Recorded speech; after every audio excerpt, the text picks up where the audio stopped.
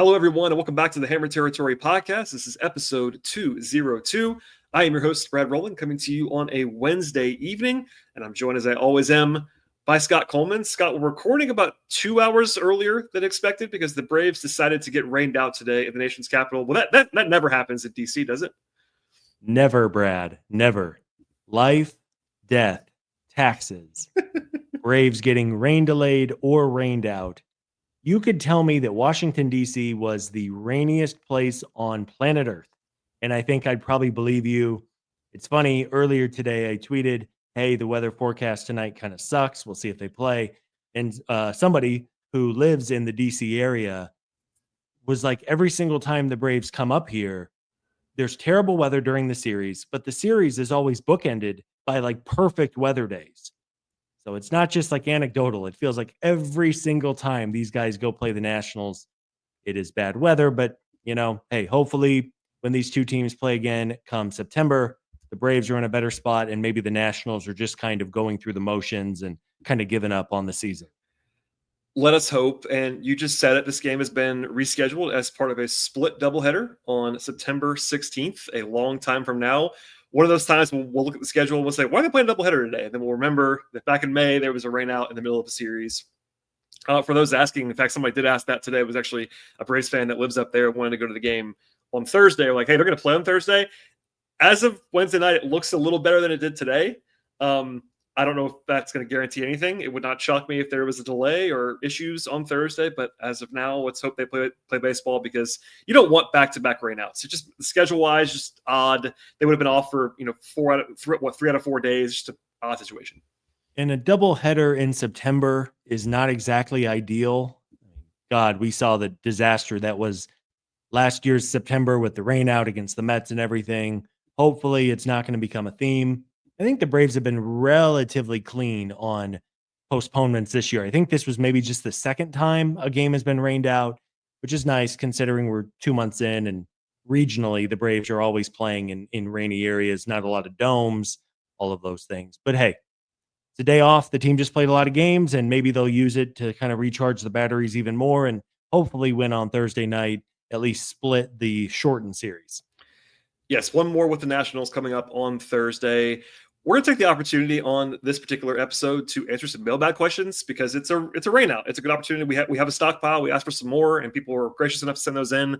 We don't always do mailbag calls, but we're always open for mailbag questions. If you follow us on social media, send it to us. We might file it away or answer it in real time or whatever. So keep them coming. We definitely appreciate all the questions. We should also say at the top of the show, we are part of Foul Territory as a network. We are called Hammer Territory. We cover the Braves all year round, and we had a show from the two of us on Sunday evening for about an hour covering a lot of different things, and then our colleagues Sean and Steven recorded on Tuesday evening after a frustrating loss, to be fair. Unless you really want to talk about that game, let's just not, because they covered it in detail. I'd recommend people listen to that show, but it was also one of those nights that we would like to forget probably. Yeah, weird baseball game on Tuesday.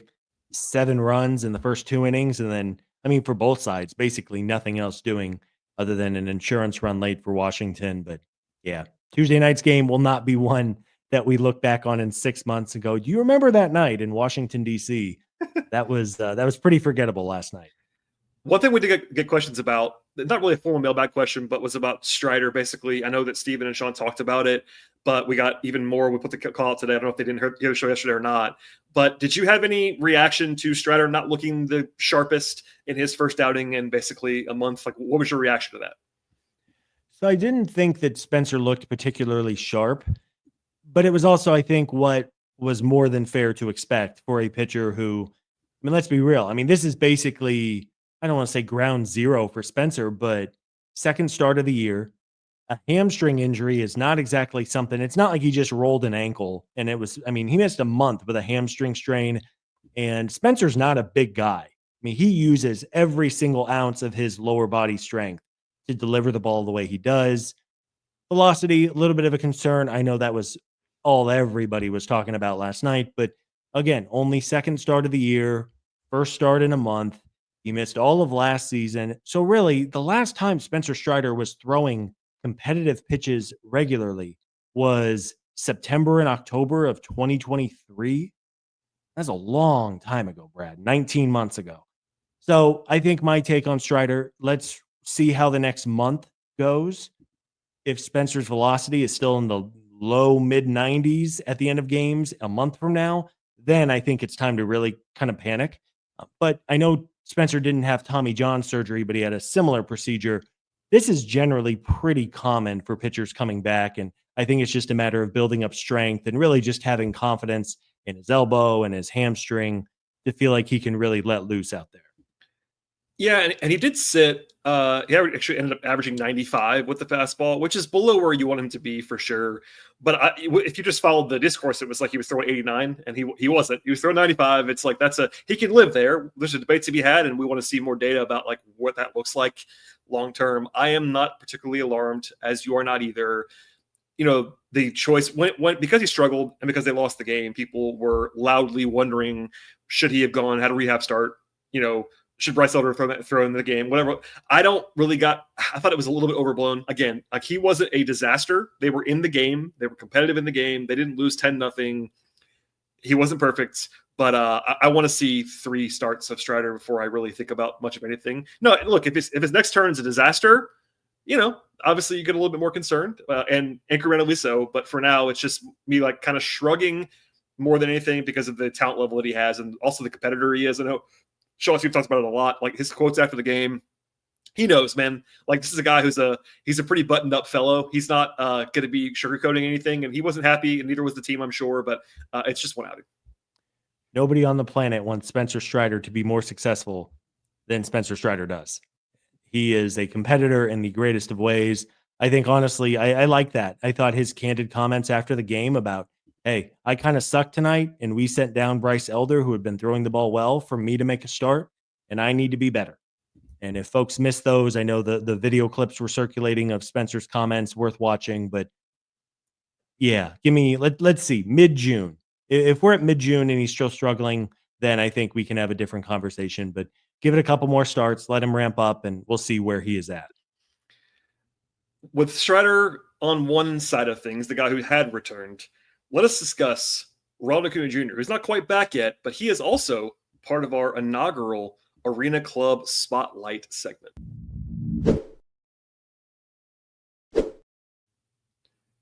So obviously Ronald Acuña is a big deal.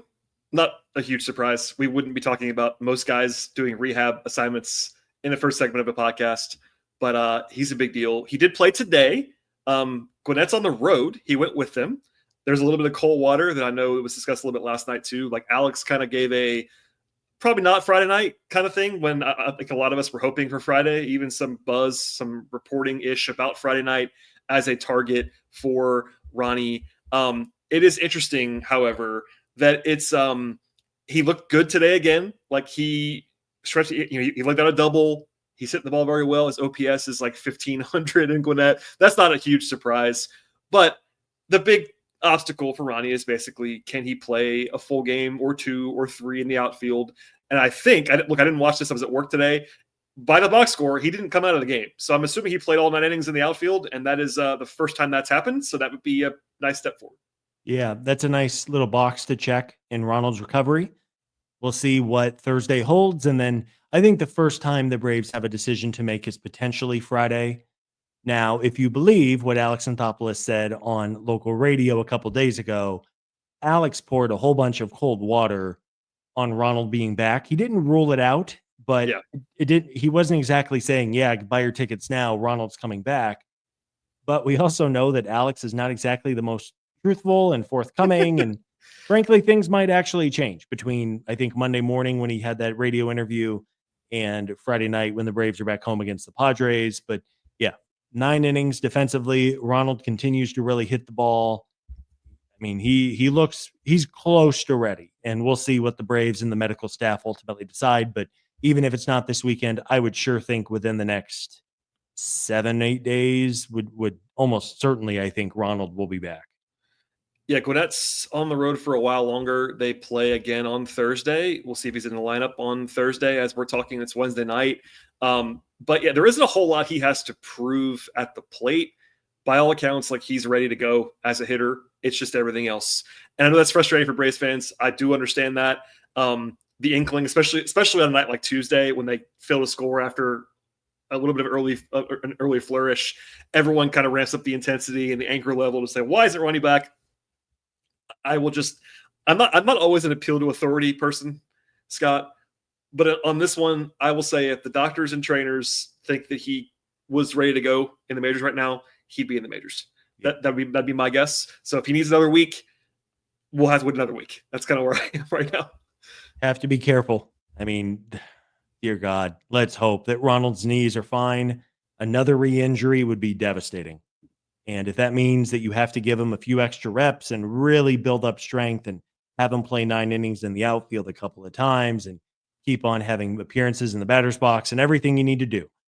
I'm starting to think that Ronald is not going to run a ton on the bases. Agreed. There's no direct sourcing on that, but I would guess that they're going to tell Ronald to chill on the bases a little bit. He's still probably going to steal some bases because he's a maniac and he wants to go out there and win and be competitive. But I don't think Ronald's going to go out there and steal 40 bags over the final 4 months of the season. Maybe I'm wrong. I was wrong a couple years ago, though. After the ACL tear the first time in 2022, he ran quite a bit. Yeah. That could be, we'll see. Well, I guess we'll know within a week or two if Ronald's running on the bases. But defense, probably not going to be great out there to start, but I'll take the bat all day long, and maybe Michael Harris can step a couple to his left and help Ronald out in the gap. Yeah, I'm excited. We all are. That's our daily Ronald Acuña Jr. update. That's going to be probably coming until he returns, honestly, because that's just the nature of the beast with the top 5 player in baseball on the precipice of returning. In the meantime, let us check out actually a little word from our friends at Arena Club, and it's actually a slab pack that we ripped, and we get the opportunity to showcase that on our screen right now if you're watching on YouTube. We got an Austin Riley pull here, and we'll talk about Riley later on in the podcast. Actually, got a mailbag question about him, but of course, he's a 2-time All-Star, 2-time Silver Slugger winner. It's pretty exciting to get that in kind of our first public pull here at Arena Club. I've been checking it out for a while. It's a fun thing, and also, if you wanted to, we could also use the buyback program at Arena Club to get Ronald Acuña's card instead of Austin's, or in addition to Austin's. There's all kinds of things there at Arena Club, so check all of that out. I'd recommend that at the absolute highest level. And right now, you get 20% off your first slab pack or car purchase by going to arenaclub.com/foul and use code FOUL. That's arenaclub.com/foul, code FOUL for 20% off your first purchase. All right, the news is out of the way. There was no game to discuss yesterday. All the stuff from Tuesday happened on Tuesday. It was broken down gamely by our guys, Steven and Sean. So, Scott, are you ready to tackle some mailbag questions on a Wednesday night? Let's do it. We have not done a full-on mailbag segment in a while. I know people, we appreciate you sending questions. I will say, once we get into the season, there's just so much to talk about with the games. So this will be fun to kind of break up the show and do a little bit of a different segment from what we generally do in the middle of a road trip. Yeah, and every once in a while, we'll start weaving in some, not necessarily specific questions on our game breakdowns, but topics that are obviously people are asking us about. We'll hit on those, but these are more specific, pulled from you guys, the listeners and watchers of this podcast. One we already teased. Let's just do this right now. It comes from Kenneth, who says, should we be worried at all about Austin Riley? And Kenneth says he hasn't felt like himself this season. So, interesting enough, Austin has not been the capital letters version of Austin. I think any look at the numbers would tell you that. Before we dive into some of the more interesting granular data here, what was your initial reaction to this? Are you worried at all before we talk about some data on Austin? No, I'm not worried necessarily about Austin, although I think it is fair to say that he has really been fighting it the last couple of weeks. Frankly, Austin looks a little lost up there right now. Yeah, he's definitely fighting it right now. That is very evident. The numbers in May look okay on the whole for the month, but that was really very concentrated at the beginning of the month, and it's been a little bit shaky since then. We all know the story with Austin to some degree. He had the big breakout and was really a superstar level player for 3 seasons in a row from 21 to 23. He averaged 36 home runs a season, a 5-6 win player each and every season, 136 WRC plus combined for 3 years, a superstar level player, got the extension, all that stuff.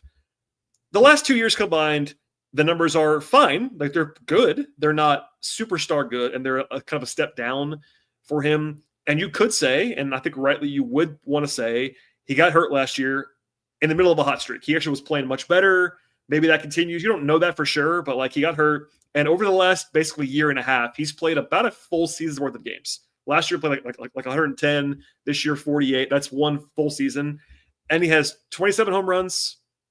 Basically, his slugging's down a decent chunk from previous levels, and he's a 116 WRC plus over that year and a half sample size. And this year, like some of the batted ball data is still good, but also he's chasing more and walking less and striking out more. And that's not a combination you want to see. That's kind of like some reversion to his early days when he was a little bit shakier before the breakout. So, some of the BABIP numbers are actually not that encouraging for Austin this year. So he is fighting it. It is a small sample size. And I tend, generally speaking, to lean towards what we've seen over a bigger sample. And that bigger sample is good with Austin, for sure. But if you were worried, I would at least understand. Not like worried as like he's going to be awful, but maybe he's not actually going to be back to the superstar is like somewhat of a question to me. I don't know. I think the fairest thing to say here is the Braves need more out of Austin Riley. Yeah. Someone biggest contract ever, 10 years, $212 million. And Riley, I mean, sure, if he didn't have that massive contract and the massive expectations, his stats are fine. I mean, he's 15% above league average. And I think blindly, if you said, all right, Scott, higher, lower, 115 WRC plus the rest of the way, I would confidently say it's going to be over. I think you would too, Brad, based on your comments. And when you look at Riley's page in his profile and his batted ball data, and it's a weird profile right now. Because when Austin's making contact with the baseball, good things are mostly happening. He has the highest bat speed of his career, and there's more and more and more data every year that shows that bat speed is like the most direct linear connection to high performance. So that's good. His exit velocity, his barrel rate, all of the things you want to see from a slugger like Riley are all trending in the right direction, 85th, 90th percentile or better. But he's swinging and missing way too much. You mentioned the sliders down and away, which was really the one big flaw he had early in his career.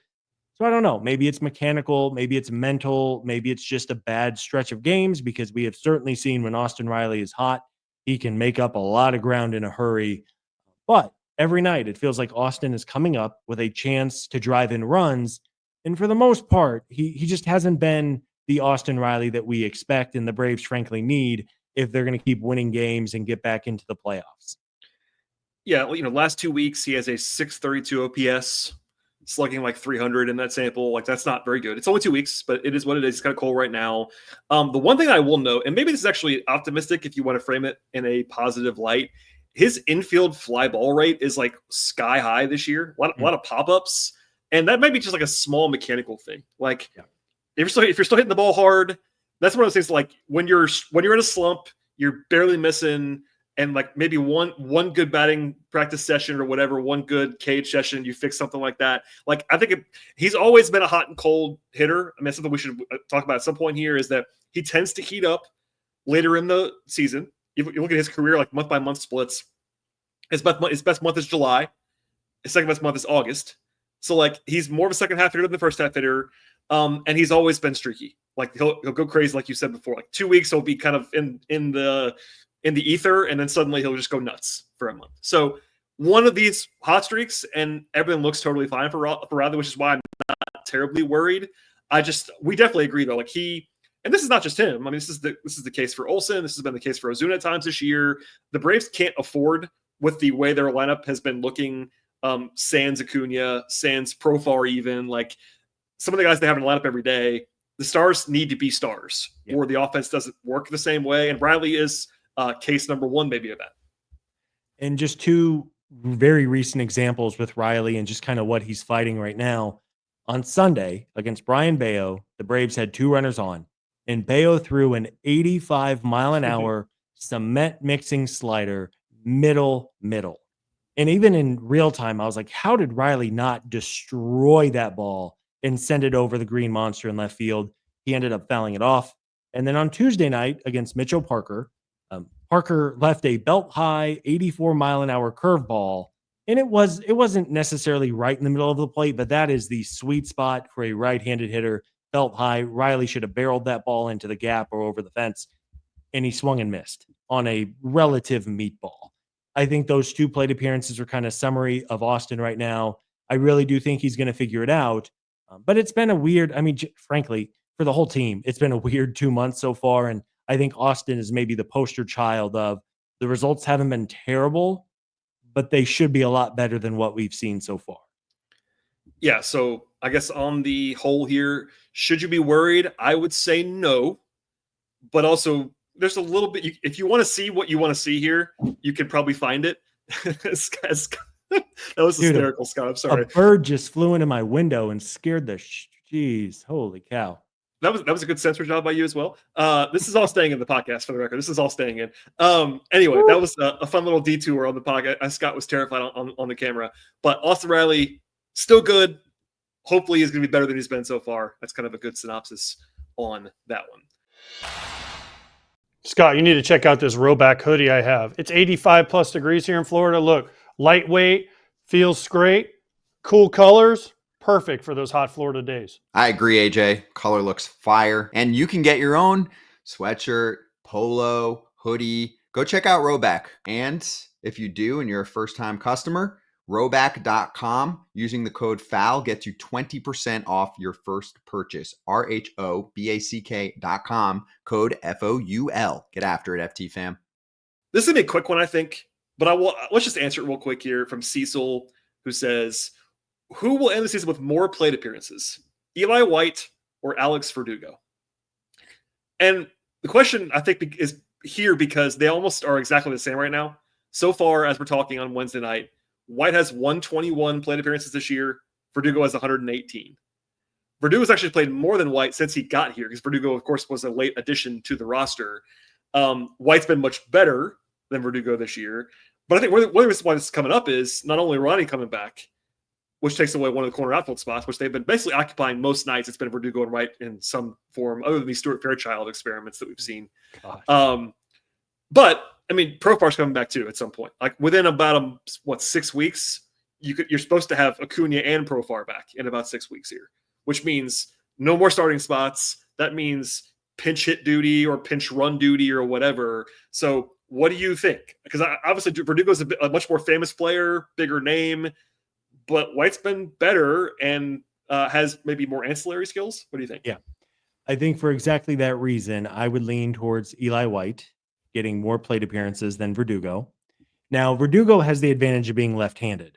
Yep. So the Braves might say, well, Verdugo's going to get more at-bats because you're going to see more righties than lefties. But I think Eli White has a better chance at playing time, if that makes sense. Obviously, a much faster base runner and a really good fielder.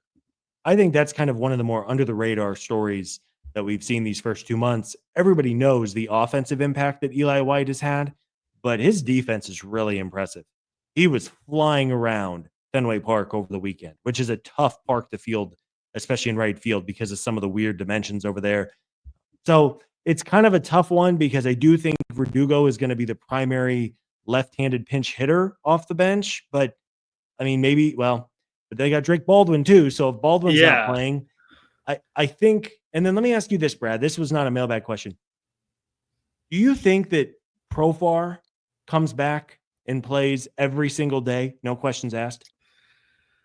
I don't know, number one, which is interesting. Like, I don't want to say like I know. I think he will play a lot, in part because of, look, the reality is, and you don't have to like this, not you, Scott, but anybody. They've committed money to him for multiple seasons. Oh, yeah. If he was on a 1-year deal, it would be a lot more perilous. I'd be a lot less sure he was going to play. But because of the 3-year investment, yeah, I know there was probably some bad blood, but I would imagine, we saw this with Ozuna, honestly. It's a different situation, of course. When Ozuna was gone, like, people on the outside were mad at Ozuna. It seemed like the locker room clubhouse didn't really have a problem with Marcel. And I don't know if this is different with its PEDs. It might be different, but I could see the Braves clubhouse kind of rallying around Profar and having not be an issue. And look, we'll never know how much is going to be affected until he plays. Like how much of the breakout year last year had to do with PEDs. It's hard to say zero of it, but it's hard to say all of it. You don't know. We don't know. Yes, we all have our assumptions, but they did pay him. He does walk, which is not a PED thing. Like he does get on base. And look, especially like Eli White, like are they really gonna sit there and like, you know what, Profar, we're gonna play Eli White over you regularly? I don't know if that's maybe it'll happen. If Eli is still cooking at that point in time, and look, he has cooled off quite a bit, which was going to happen almost certainly. But I tend to think he's going to play a lot. But maybe what will happen is they play Profar a lot, and if it doesn't go well, maybe the leash is shorter than it would have been without the suspension and all of that. Maybe that's my actual guess for now. It sounds fair. I mean, I think they have to play Profar when he comes back. Yeah, they can't not play him at all. I've seen Braves fans being like, well, screw that guy. I mean, I get it. I promise you I get it. But they do have to pay the man for the next 2.5 years after he comes back. And they're not going to not play him. I'd be shocked. Yeah. All right. Just curious. No, it's interesting. Yeah. One note actually on the left-right thing. It's funny. Eli White's had a weird career. It's not an Eli White breakdown, but he hasn't played that much, as we all know. But if you take his like career plate appearances, which is like a season's worth of starting plate appearances, basically, he actually has a reverse platoon split. And I don't know how real that is, to be 100% candid with you. And I do think that Snit in the end is going to default to platoon stuff even blindly more than he maybe should a lot of the time. But there's a world in which Eli White actually has a reverse platoon split, and maybe that actually makes it lean even further in his direction. I think that if you gave me a guess right now in a big spot, let's say Baldwin's either unavailable or already playing, and they have to pinch hit one of them against a righty, it's probably going to be Verdugo based on Snit's track record, if I had to guess, just for the platoon split. But White's going to run, though. I mean, if nothing else, we've seen Snit is not afraid to pinch run. In fact, he probably does it too much. Eli White's going to be your pinch runner once everybody's back, if nothing else. Yeah. So. Yeah, and it's not like Verdugo exactly mashes right-handed pitching either. No. I mean, I think, look, man, Verdugo, he was a godsend for about 2.5 weeks for this lineup. Yeah. It's not a coincidence. Yeah, not a coincidence that when Verdugo came in and started running like a 400 on base, the offense took off and the Braves started winning. But over the last like week or two, you can kind of see why that Verdugo was unemployed until the middle of March. Mm-hmm. He has some real flaws, not a very good defender, basically a single walk or bust type of player. I think Verdugo has like 2 doubles since he joined the Braves, and they were both at opening week when he joined. I mean, there's no power, it's not even like he's hitting the ball to the warning track and is just missing. Verdugo is a fine 4th outfielder. I think Eli White is a totally fine 4th outfielder. But to put a bow on this, I think you have to probably play Profar and hope that his breakout at age 31 was not entirely PED fueled. I think we agree wholeheartedly on that. And just to answer the question plainly, are we both going to guess White gets more plate appearances by the end? Just raw plate appearances? My guess is White. I think Eli has won himself some favors with Snit, and I think that carries a lot of weight with Snicker. And so, yeah, I would say Eli White by a nose. Also sneaky. I forgot to mention this earlier. If Michael Harris got hurt for 2 weeks, I think it'd be Eli White in center field. Yeah. Oh, Verdugo definitely couldn't cover center. Which means, and Michael may not miss any time this year, but if he does, that's just basically going to be Eli White every day, if I had to guess. Because Ronnie can't play there anymore. There's obviously things, all that said. That's just one other wrinkle that might be a swing in that direction. All right, question from Ian. This is actually on topic right now. How much did Bryce Elder's recent run change your mind about what he can do moving forward? So we've been very positive about Bryce the last couple of weeks. Of course, he just went down to make room for Strider. I don't know that you and I covered that in depth on our show because it was happening in between our podcasts, but it was like, I thought it was fine. I agreed with the decision. You don't love it because Elder was pitching well, but I mean, of the options, I was totally fine with it. But it was controversial in some corners. Like, I think there's always been a lot of Bryce Elder believers out there. And because he did string together 5 pretty good starts in a row, and the timing, because of that, got a lot of attention. And it was even more magnified, as we referred to this earlier, when Strider struggled. It's like, oh, if that would have been Bryce, they'd have won the game. Like, I wouldn't have said that. But that's the tee up. Scott, what do you think of this question in general? Like, did he change anything in your mind about what he actually is? I don't think Elder necessarily changed much in my mind. I think Bryce is a totally fine and frankly pretty good 6th starter. I don't think he's a big leaguer every 5 days. I know he's shown flashes of doing that at times, but I think as long as Elder is put in a situation to be successful, which is making starts against the Pirates and the Nationals, the Marlins, the Reds, teams that are not very good offensively, I think Bryce is totally fine making a spot start or filling in for a couple of weeks because of an injury. Teams do not have 9 good starting pitchers just waiting in the wings. Hell, the Dodgers spent like $1 billion trying to do that, and 3/5 of their opening day rotation is hurt right now. And the Braves don't have the unlimited money the Dodgers have. So would I be confident giving Bryce Elder the ball in Yankee Stadium tomorrow? No. That would be terrifying, or against any good team. But teams need a Bryce Elder in their organization, and the fact that he's been a good teammate, a good soldier, doesn't pout about going up and down. Somebody, maybe Wiley Ballard on the broadcast, said that Bryce was a professional and handled everything the right way. And I mean, frankly, if Bryce Elder wanted to make a little bit of a stink and be like, guys, I've made 5 really good starts in a row, why are you sending me back to the minor leagues again? Yeah. I don't think anyone would necessarily blame him, but it sounds like he's a good dude. He understands his role. He's not, he doesn't have illusions of something else. And hey, Bryce has shown at times over the last 3 years that he can get big leaguers out as long as the situation is the right one. Right. And I do think that it's worth keeping in mind a lot of the data points that have happened along the way. Like, I think that the Braves kind of told us what they thought of Bryce, and not in a negative way, but all spring and into April, they were treating Bryce like he was the 7th or 8th guy, honestly, in the rotation. Yeah. And that was, I thought appropriate. That doesn't mean he's useless, because he's not. I agree with all of what you just said. A lot of teams would like to have Bryce Elder. Honestly, he'd be a 5th starter for a lot of teams. He'd be a 4th starter for some bad teams. He's a very useful pitcher to have in your organization. But it's also undeniable that over a 27 start stretch that covered about a year and a half, maybe 2 years calendar wise, he had an ERA over 6 from mid-July of 23 until late April of this year. 27 starts, 6.19 ERA, 5.26 FIP. That's a pretty big sample size of him being pretty bad at the major league level. And now look, if you gave me true serum and said, in his next 27, is he better or worse than that? I would say better. I think he's better than that. I do. But I also would take the over on what he just did over 5 starts, which was a 3.1 ERA and a 3.78 FIP. That was good to see.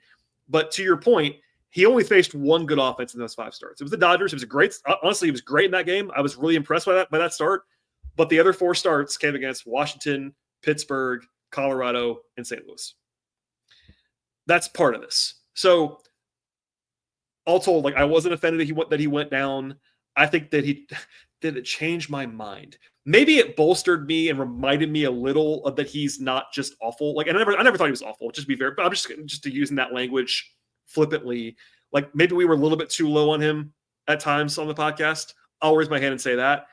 But I don't think that he's suddenly a guy that you have to throw every 5 days in the major leagues if you have other options. So it's somewhere in the middle. But one more time, hat tip to Bryce Elder. He did a really good job for about 3 weeks. That was very, very valuable. And if they need him again, look, there's a world in which they move Grant Holmes to the bullpen, Bryce goes back up, or whatever you're going to do. There are options here. That might happen. He might. In fact, I almost would. I don't want to use the word guarantee. I would predict Bryce makes multiple more starts this year in Atlanta. So, he almost has to. That's what I mean. So, yeah. Hey, useful. If we want to go the next 4 months, no pitcher injuries, amazing. Let's do it. But yeah, I think we all know something's going to come up. I agree.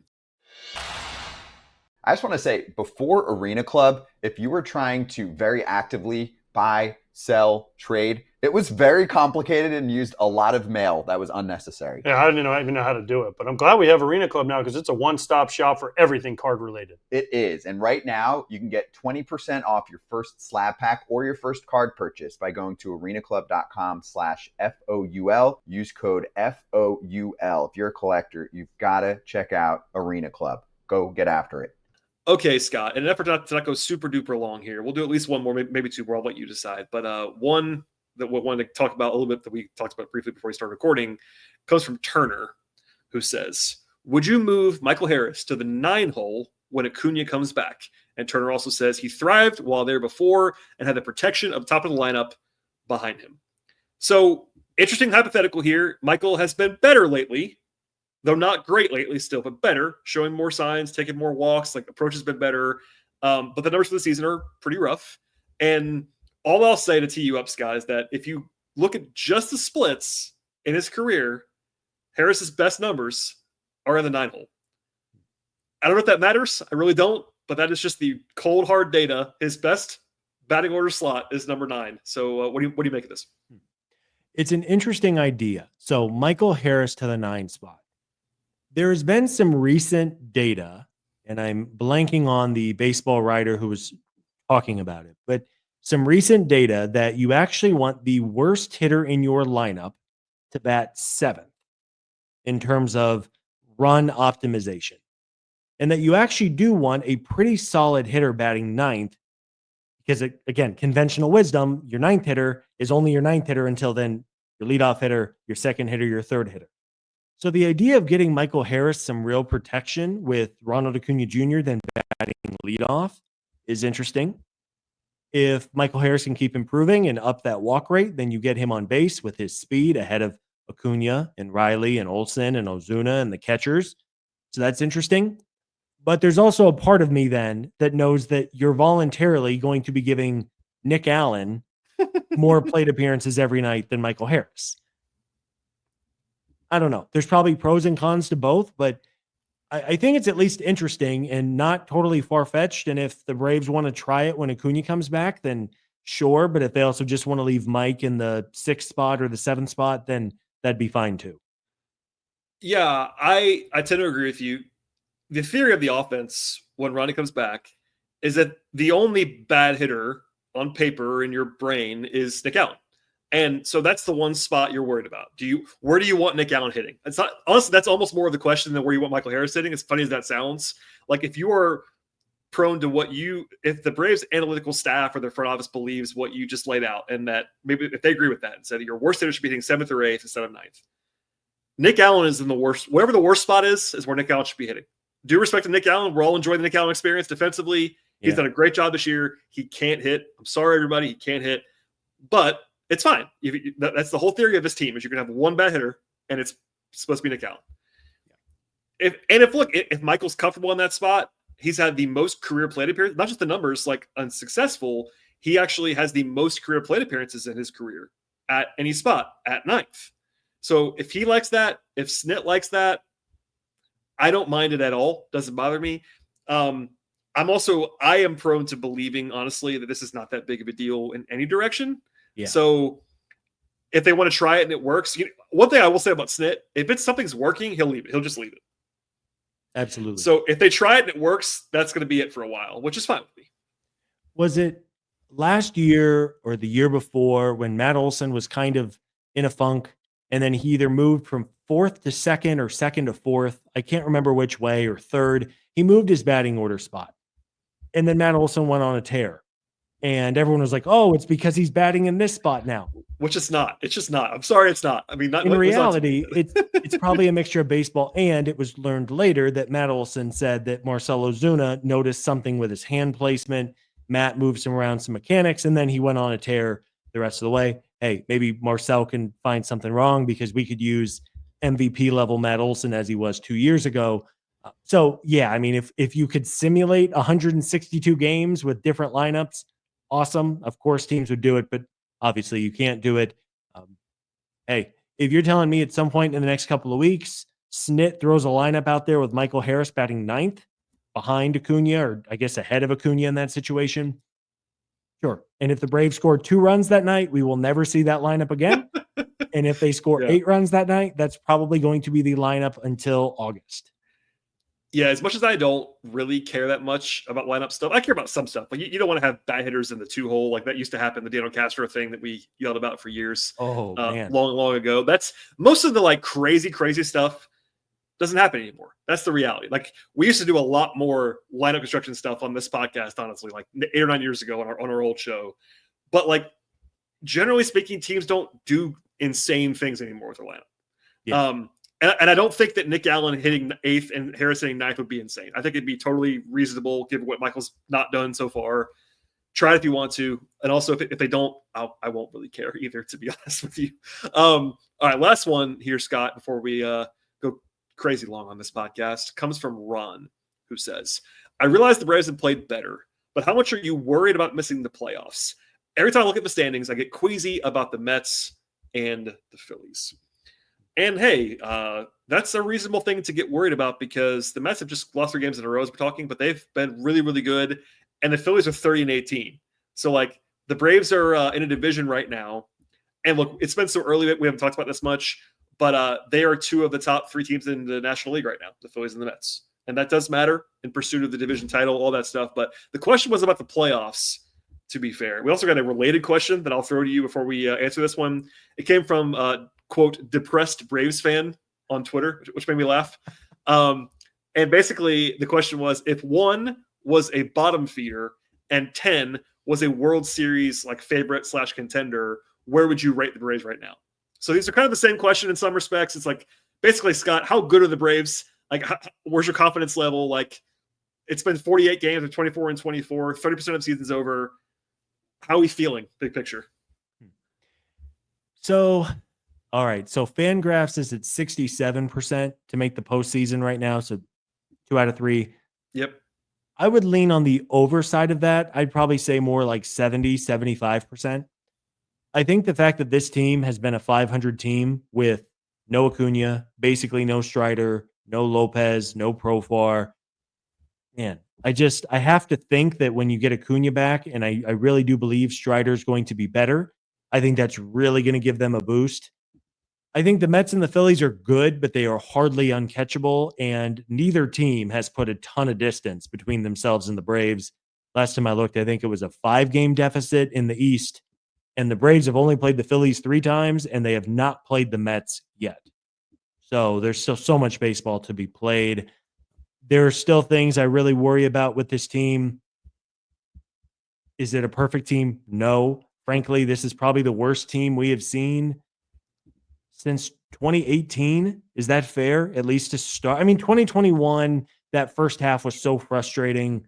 Yeah. But knowing how that story ended kind of makes it tough to say. But regardless, I do, if I had to put every dollar to my name, will the Braves make the playoffs this year as of May 22nd?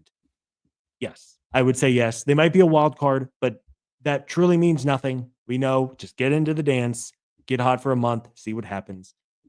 But I'm also not going to be naive and say this team is all good and dandy and Acuña is going to come back and then they're going to rip off 20 out of 24 and be in first place by 4th of July. Yeah, I think we're in the same spot for the most part, which is, of course, bad podcasting. We should be more first take style and just take a position. I'm not going to do that, though. And by the way, we'll never do that. I'm kidding. Never. We'll never do that. That is our guarantee to you. Somebody will log us out of the podcast app before we turn into a Stephen A. Smith style show. I will not. None of us are going to take a position just to take a position. We have to believe what we say, and we're always going to believe what we say. I find it interesting, actually, as a person who regularly brings up the betting market on this podcast. The Braves are a little bit lower in the betting market than they are at Fangraphs right now. They're still favored to make the playoffs, but not by a lot. It's like a minus 125, minus 130, which is a slight favorite to make the playoffs. Like that's well below where Fangraphs is. And by the way, Pacoda, which is Baseball Prospectus' projection, they have the Braves like 76% to make the playoffs. That's a pretty high number given where they are at 500. I am with you.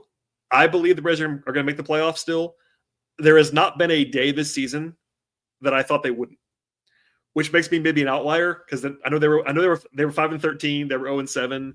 At that point in time, I was certainly wavering more than I was preseason, but something in my head won't let me get there yet. Look, if they're 48-48 in the next 48 games, if they're 24, if they get to that point, I'll be more worried. That's the reality. They got to start stacking wins, but they have played quite well. I got into a back and forth in our YouTube comments with a commenter who was incensed that I said the Braves were playing good baseball. The Braves were 19-10 in 29 games. When I said that's pretty good. They've been pretty darn good now for about 5 weeks. Yeah. Now that doesn't mean anything. They might lose games now. They lost a frustrating game on Tuesday. We covered that in depth on the show last night. But I will definitely say make the playoffs. And division is a bigger undertaking.